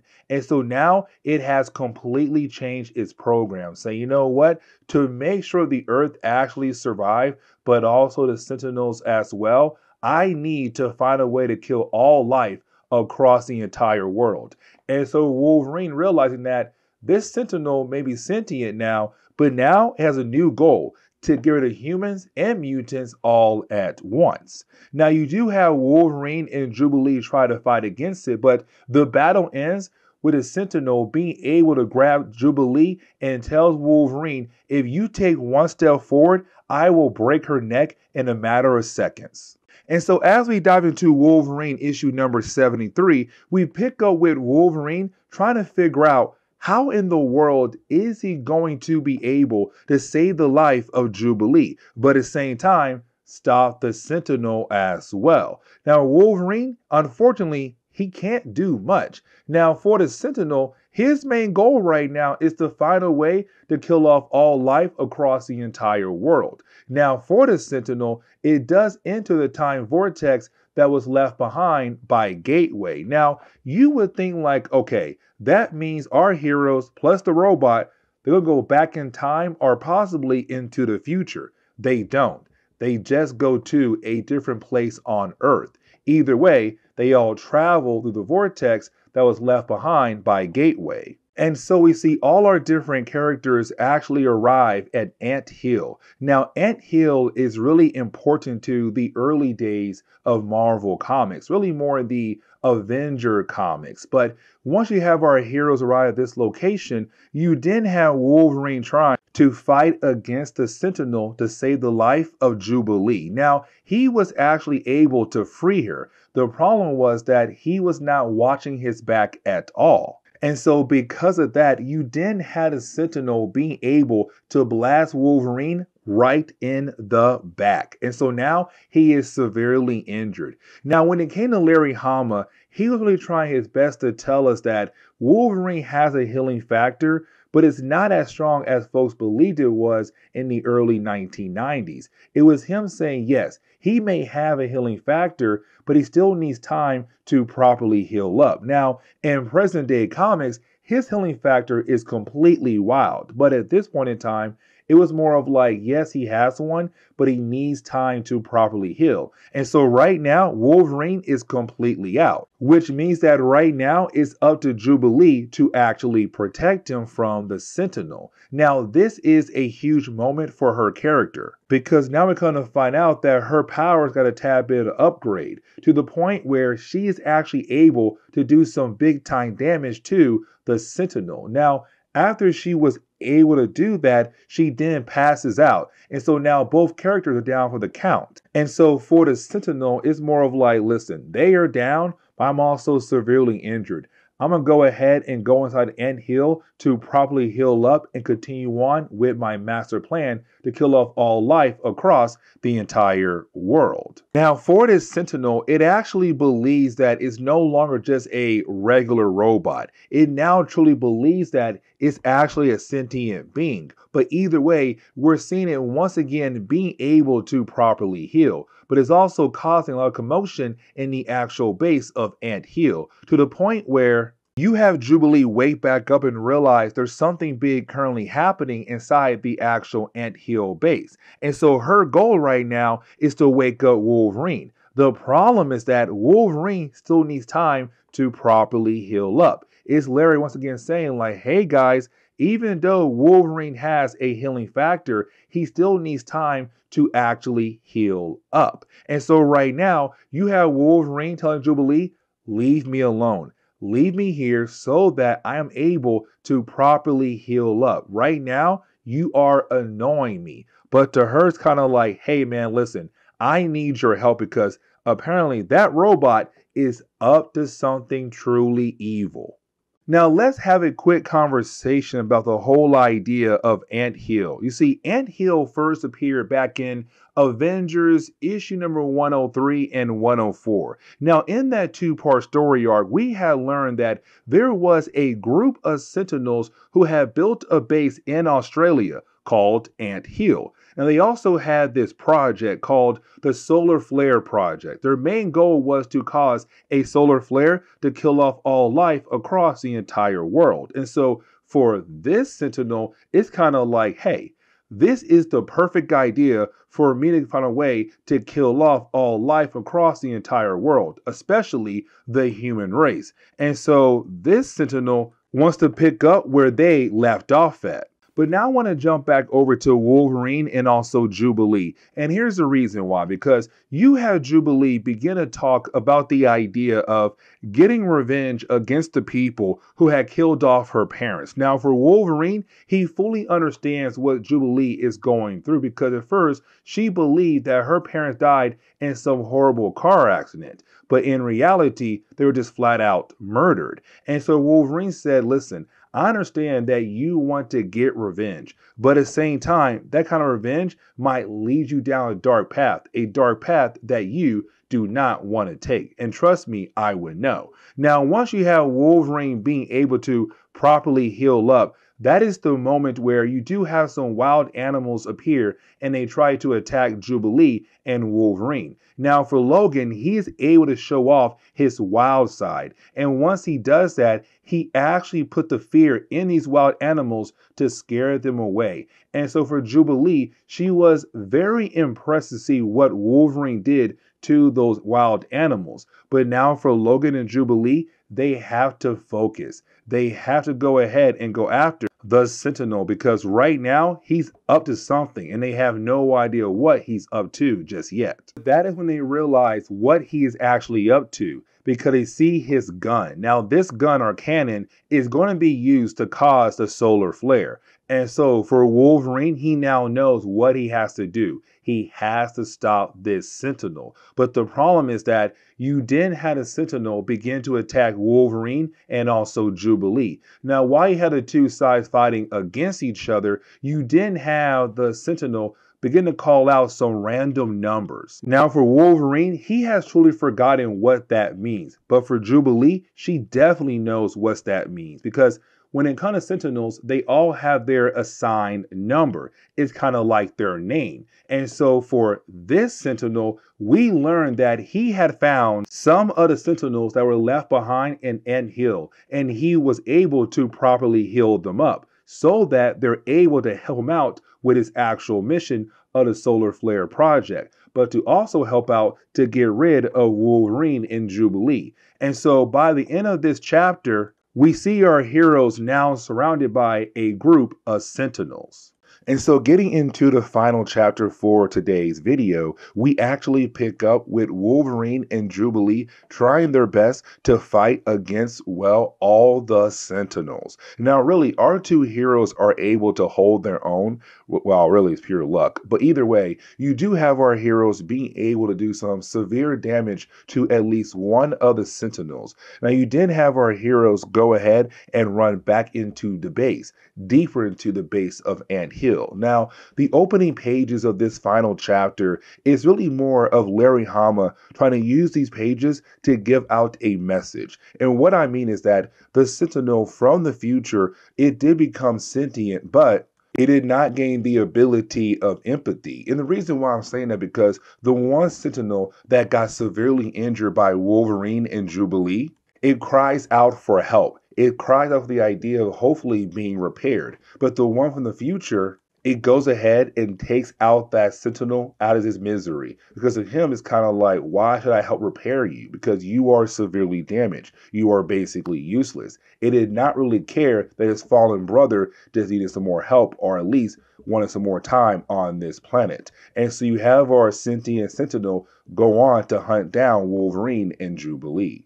But getting back over to our heroes, you do have our heroes continuing to run deeper into Ant Hill. unfortunately, they are then surrounded by more Sentinels. And so it does kind of lead into an actual battle between our heroes and these other Sentinels. Now, these Sentinels are from the present day. They're not from the future like the main one is. Either way, you do have Wolverine and Jubilee being able to actually take one of them out by really cutting off his head. Now, this is really important. And the reason why, because the one who was not severely damaged begins to feel very worried about the other one who was severely damaged, to the point where it told Wolverine and Jubilee to leave his fellow brother alone. Now, the problem is that because the other Sentinel's head was just hanging around with all those cores hanging out, all those cores touch his fellow Sentinel and it overload both their systems. And so they both completely shut down. But for Jubilee, she felt completely sorry for the idea that one of the Sentinels was just trying his best to save his fallen brother, but unfortunately, with all those cores, it overpowered both of their systems and they both had died. Now, the one Sentinel from the future, it does get very confused by Jubilee and Wolverine because it realized that Jubilee had just expressed empathy. Wolverine did too, but really more Jubilee than Wolverine. Either way, because you had to realize that Jubilee and Wolverine has shown empathy, it also realized that it does not have all the different emotions that we humans have. Even though it became sentient, it's not fully sentient in the way of having all the different kinds of emotions. And so you didn't have this future Sentinel say, you know what, he needs to leave for a few years, and really more like 2,137 years, to kind of reprogram itself so that it will have the ability to have all these different kinds of emotions. Now, before it does leave and really stop its whole entire plan of killing off the entire human race, it does ask Wolverine and Jubilee, where do they want to go when it comes to going back home? And you have Wolverine say, hey, matter of fact, how about this?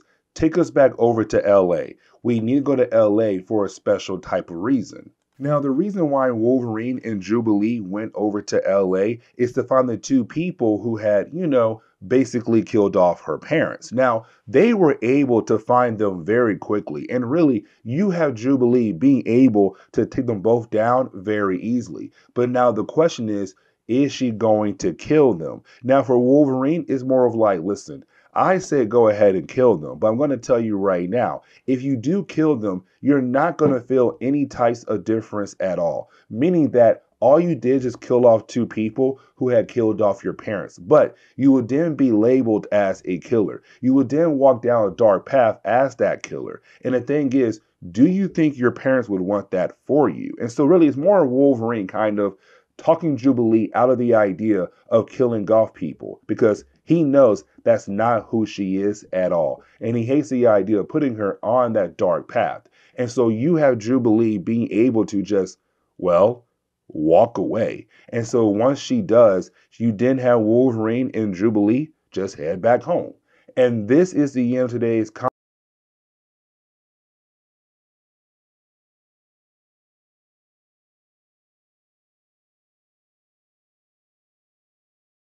What's going on there, YouTube? Welcome back to another comic book video. Okay, so we're going to continue our coverage over the X-Men. Now, as you all know, we're currently covering Fatal Attractions.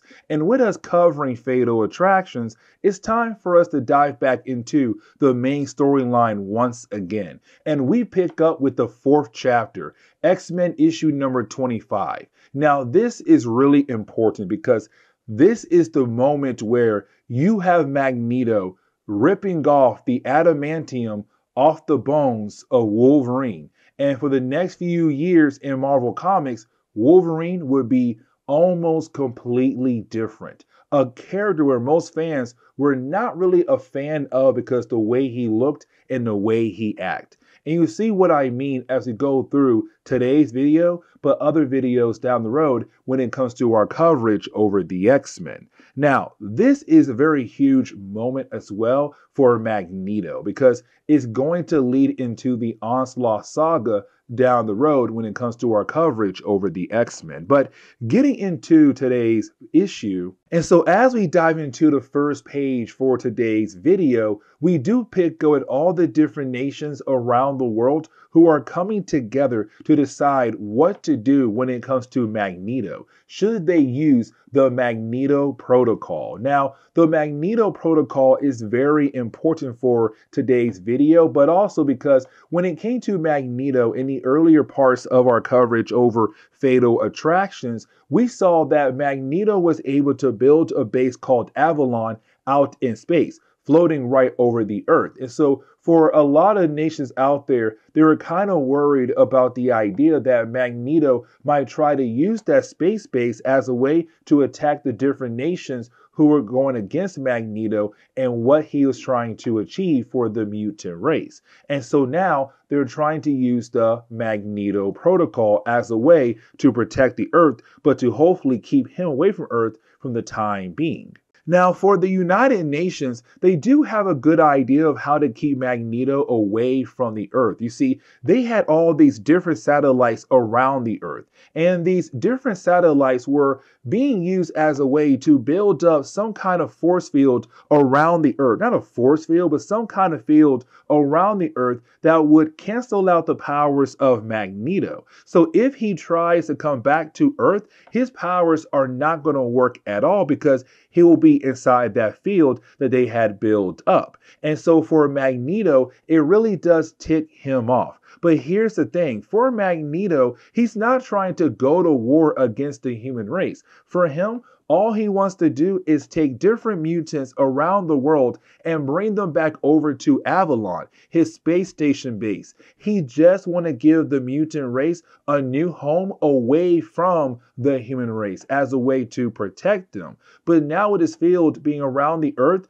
Magneto is no longer able to go back down to Earth to get more mutants and bring them over to Avalon, because if he tries, his powers are not going to work. And so you have Magneto say, fine, if you're going to try to cancel out me, I am now going to try to cancel out you. And so he releases a EMP across the entire world. Like I said, this EMP is affecting the entire world. For example, we jump over to the Fantastic Four, and you have Ben Grimm getting upset because he believes that Reed was playing some kind of trick on him, but then he realized that no, Reed's right now freaking out because Reed is wondering who in the world had just released that kind of powerful pulse across the entire world. We know who it is, but they have no idea. And the trend continues on because we then jump over to Japan and we see Sunfire realizing what is happening across the entire world and also his country as well. We jump over to Great Britain and we pick up with Excalibur for Captain Britain and Nightcrawler. They're also being affected by this EMP that Magneto had just released across the entire world. And so with the entire world being affected by this EMP, of course it gets back over to the X-Men. And so you have the X-Men be lucky, as some places are, to have a second generator to use as a backup, but to also bring their power back online. But now the X-Men know who had done it. And so this leads into a meeting between both the gold team and the blue team of the X-Men. Now, before we dive into this meeting, I want to shift our focus over to Charles Xavier, because for Charles Xavier, this is a man who's kind of now believing in the idea of going down the path of Magneto. And what I mean by that statement is that for Charles Xavier, he's still trying to achieve the goals of mutants and humans being able to live together in harmony, but at the same time, still trying to lead the mutant race into a better place. But for Magneto, who's also trying to lead the mutant race into a better place, the two guys are both trying to achieve that goal, but in different ways. And so for Charles Xavier, he is slowly becoming like Magneto with the idea of go ahead and crossing that line as a way to achieve the different goals that he has set for himself. And the reason why I'm bringing that up because as we dive into this meeting and you have the X-Men say like, listen, Magneto had released an EMP basically across the entire world. And you had trains, planes crashing all over the world, killing countless lives because Magneto was angry for what the UN had did using the Magneto protocols. And so now it's the X-Men saying there is a war possibly coming very soon. And so the X-Men must step in and stop the war coming before more lives are lost. But for Charles Xavier, it really seems like he is okay with the possibility of crossing that line to protect the world, to stop Magneto. So for the X-Men, they're trying to build up a game plan. But for Charles Xavier, this is a man who had already built a game plan up. First, he says, I am going on this mission because he was able to get a Shi'ar exoskeleton suit to use as a way to walk around. But he has to use his psychic abilities to make the suit actually work. But either way, for Charles Xavier, we could tell this man had already put a team together and a plan together. So for example, he's going to bring Wolverine and Gambit. And the reason why, because those two guys are great when it comes to being stealthy. But then on top of that, it'll be him and Jean Grey. They need both powerful psychics to attack the mind of Magneto as a way to attack him. But then you have Charles bringing in Rogue and also Quicksilver. Now, here's the reason why, because these are two characters who have feelings towards Magneto. Quicksilver, the son of Magneto, and Rogue, not officially an ex-lover just yet, but she did have some hard feelings for Magneto that did not reach the potential of the two characters getting together. But it's way to say, if I can bring in these two characters who have some connection to Magneto, I could use that as a way to bring him down to a defensive position so I'm able to attack his mind in a better position. Now, when they do arrive on Avalon, you have the X-Men being able to sneak on. Now, here's the thing. We have to remember that when it came to the earlier parts of Fatal Attractions, Colossus had joined Magneto. Now, for Colossus, it was really more because this man lost his entire family. His brother committed suicide. His parents were killed off by the Russian government. And then his sister died by the legacy virus. It's him saying like, I was on your side, Charles Xavier, trying to help you reach your goals. But unfortunately, with me trying to do that, I had lost my entire family in a short period of time. And so it's him kind of believing that Magneto might be a better answer for the mutant race. But it seems like Colossus is still working for the X-Men. And the reason why, because it seems like he is able to turn off all the different security systems in Avalon to make sure that those systems cannot detect the X-Men who had just teleported onto Avalon to allow them the chance to sneak around the entire base. Now, before we are able to kind of see the X-Men begin to attack Magneto in his base, you have our heroes run into two characters, Fire Fist and Skid. Now, we have talked a lot about these characters in the earlier parts of our coverage over the X-Men when we were covering the Mutant Massacre, Fall of the Mutants, Inferno, because they did play some bigger roles in those comic events when it came to the X-Men, because they were part of X Factor. They were the trainees of X Factor in the early days of that comic book series. But by this point in the coverage over the X-Men, they kind of fell off completely. And so they're kind of just used as a way to move stories along. And that's really it. Like, for example, you have our heroes run into Fire Fist and Skid. Now, the last time our heroes had heard about these two characters, they had been brainwashed by Strife,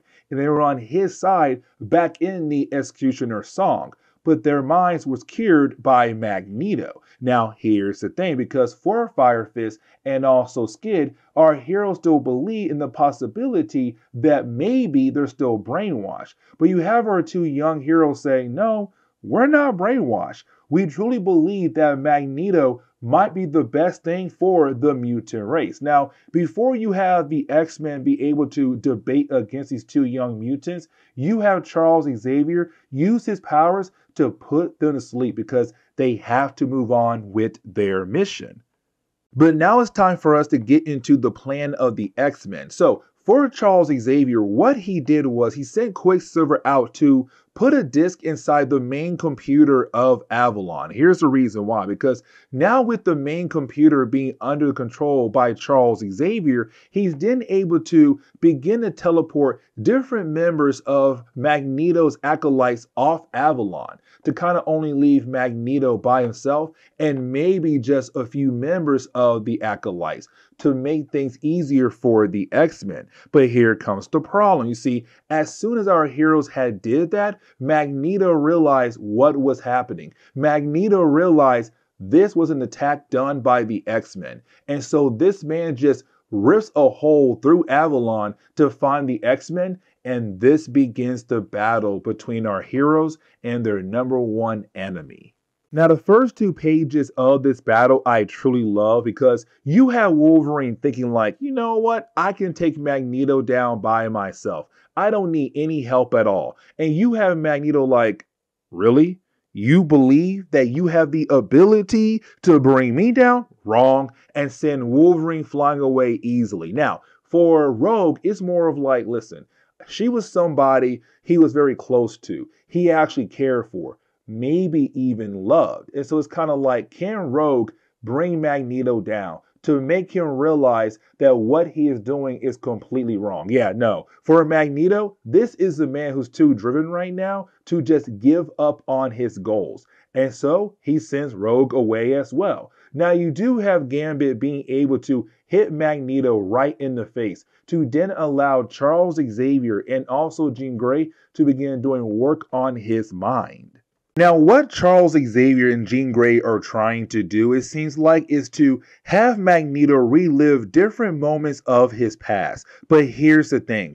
What they're trying to do is to help him recognize that the past is the past. Like, let it go. It happened in the past and you have to move on. But they're also trying to show Magneto everything he did wrong in the past to kind of help him realize the path he had taken many years ago was the wrong path to take. And so they're hoping that this could possibly work. But now we have to shift our focus over to Quicksilver. Because Charles Xavier realized that for Quicksilver, he is something he could use to attack the mind of Magneto as well. Because as Magneto, he has failed as a father for 3 different people. Now remember, we don't technically know just yet that Polaris is also the daughter of Magneto. They have not revealed that just yet. For right now, in this timeline for Marvel, he only had 3 kids. Anya, who died in the past, Quicksilver, and the Scarlet Witch. But it's Quicksilver saying, look at what I have become. It's because the way you tried to raise me. It's the way you tried to be a father to me. And now here I am, a man who's not really able to be with his wife and his daughter. And let's not forget, back over in X Factor, that was a big thing. It was Quicksilver trying to hopefully repair his family, bring them back together, to be with his wife, to be with his daughter. But unfortunately, they can't do it because the way he is, because of Magneto, because he's trying to run away from his past, run away from his connections to his father, who's not a good man at all. But for Magneto, it's all like, listen, I'm being attacked in many different ways, but I gotta stay focused. And so now it's Magneto possibly thinking of killing off his son for going against him. But luckily for Quicksilver, you have Wolverine jump back into the battle. Now, for Wolverine, he understands what's happening here. Magneto is very serious about killing off his son. And because Wolverine is great with stealth, he was able to sneak up on Magneto and cut him across his chest. Now, at first, we don't see any blood because I guess the comic code back then, but like, hey, come on now. We already know the man got messed up by Wolverine claws. But for Magneto, he's not down yet. And so he knows he has to make he knows he has to make Wolverine pay. Sorry for that. But this is the moment where It changes a lot for Wolverine and later comics when it comes to our coverage over the X-Men, but also for other X books as well. Because you didn't have Magneto rip off the adamantium off the bones of Wolverine just like that. And Charles Xavier gets very angry to see what Magneto has done to one of his X-Men. And so for Charles Xavier, enough is enough. He's tired of the killing. He's tired of the battles against Magneto. And so you have Charles Xavier say, you know what? That's it.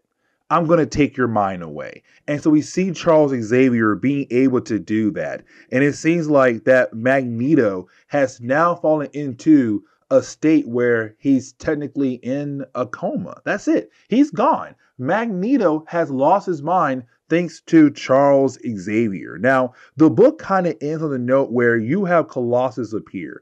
Now, remember, Colossus was the one who brought down a security system on Avalon to allow the X-Men to sneak on. But for Colossus, he's still on Magneto's side. He's all like, listen, I have lost my entire family. Somebody gotta be here to help out Magneto, to take care of him, because right now he's in a state where he's not able to take care of himself. And so you have the X-Men leave, thanks to Bishop flying the Blackbird up there, and hopefully they can save the lives of Charles Xavier and also Wolverine. But this ends today's video for this chapter of Fatal Attractions, as we now move into the next chapter, which is Wolverine issue number 75, the 5th chapter of Fatal Attractions. But again, guys, this is where we're going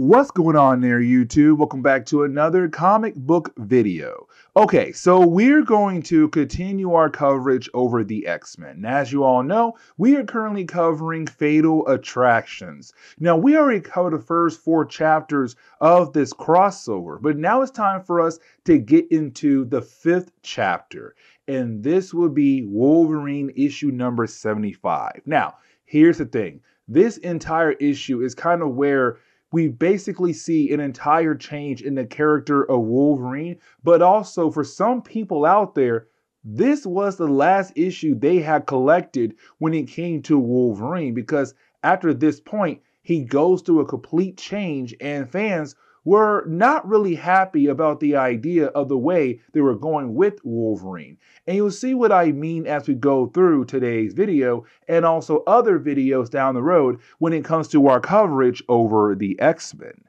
Now, for the 5th chapter of Fatal Attractions, it does pick up where the last chapter left off at. And remember, for the last chapter, we saw Magneto rip off the adamantium off the bones of Wolverine. And so right now, his healing factor has gone into overdrive. It's trying to repair all the damage that was done to his body thanks to Magneto. Now, with all that being said, let's also not forget that our heroes had defeated Magneto on his space base Avalon. Now, Bishop was able to bring a modified version of the Blackbird to get those heroes off the base and try to bring them down to Earth. The problem is that the Blackbird was not really made for re-entry. So right now, the Blackbird is slowly falling apart. But you have Charles Xavier and Jean Grey trying to access the mind of Wolverine to keep him somewhat sane. And the reason why, because all the pain he's going through at the moment, thanks to Magneto, is bringing back all the bad memories in his mind all at once. And that could cause some serious damage to the mind of Wolverine. And so for Jean Grey, she feels like they should just go ahead and erase all these bad things in his mind that had happened to him. But for Charles, he says, no, you can't do that, because all these bad moments in his mind, they're part of his personality. They're part of him. If you try to get rid of that, it could completely change him or possibly break his mind. So unfortunately, we have to sit here and to make sure that all these different bad memories do not come together all at once to break the mind of Wolverine. Now, I should tell you that when it comes to this issue, we're going to jump back and forth with the whole idea of Bishop and the rest of the X-Men, minus Charles Xavier and Jean Grey, trying to keep the Blackbird together long enough so they're able to land safely, while you have Charles Xavier and Jean Grey trying to work on the mind of Wolverine. So we see our heroes doing everything they can to just keep the Blackbird together, but it seems like every single time they get one thing handled, something else just pops off when it comes to the Blackbird. It's Bishop panicking. We're kind of left to believe in the possibility that our heroes are going to die. Now, you do have Charles Xavier call out for more McTaggart on the radio. Here's the reason why. Because for Charles Xavier, thanks to his battle with Magneto in the last chapter, the man is almost completely drained of energy. And so this is Charles Xavier calling out to Moira saying, listen, I need you to talk me through all the different things I need to do when it comes to medical stuff to keep Wolverine alive, while I try my best to use my energy to keep his mind together. Now, while you have those two characters talking, Jubilee is in the room. Let's not forget that back in the 70s and 80s, Kitty Pryde was more the sidekick to Wolverine. She was kind of like the daughter for Storm and Wolverine. They were like her mother and father. But in the 90s, she left, went over to Excalibur, and then left the door open for somebody else to take that role. And there came Jubilee. And so Jubilee is hearing the possibility that Wolverine might die. And so she's wondering if there's any way he could possibly survive. Now, I kind of hate to repeat myself, but we got to jump back over to the rest of the X-Men who are trying to keep the Blackbird together. And the reason why I want to call back over to that, because this is a callback to the Phoenix Saga. Because as you have our heroes on the Blackbird trying to re-enter the Earth, they're going through a radiation storm like they did back in the Phoenix Saga. And of course, as we all know, the X-Men back then was Jean Grey trying her best to keep the spaceship together to protect her friends and her lover Cyclops. Now, back then, it did lead into her supposedly turning into the Phoenix until some retcons happened. But either way, for our heroes, they're going through another radiation storm. And so while going through that, the other X-Men who are back at the X-Mansion, like Cyclops, he's freaking out because he's having flashbacks to what happened to Jean Grey back then. He believes that she is going to die once again while trying to survive this whole idea of going through another radiation storm. But for Charles Xavier, while trying to work on the mind of Wolverine, is Wolverine going through or reliving the worst moments of his past. The whole idea of Weapon X, Magneto ripping off the adamantium off his bones. It's Wolverine having a hard time just trying to keep his mind together. And Charles right now is trying his best to keep Wolverine's mind together. But for Wolverine, he then tells Charles that he hears music. It's all the people that he had loved in the past who had died singing to him, calling out to him. Now for Charles, he knows what that means. It's basically death calling out for Wolverine. Is Wolverine on the verge of dying? Is Charles saying, Logan, don't go that way. You are going to die. But for Logan, he wants to die. He wants to go ahead and just move on his life and go over to the afterlife. Now, this leads into, this leads into a discussion I kind of want to have. And the reason why, because, over the years in Marvel Comics, right, we always say that Jean Grey is madly in love with Cyclops. Like, that's her first love no matter what. And Wolverine is always her second choice. Now, the reason why I'm bringing this up, because over the years, you would have X-Men fans look back at different moments and be like, hey, at that time right there, you could tell that Jean Grey would rather be with Wolverine than Cyclops. And for me personally, this is one of those moments. And let me explain why. Because you have Wolverine trying to go into the afterlife. He's okay with the idea of dying and moving on with his life. But the thing is, Illyana the angel say, no, it's not your time to die. And so while pushing him away, he hears all the other members of the X-Men calling out to Jean. And the reason why, because Jean Grey is about to die.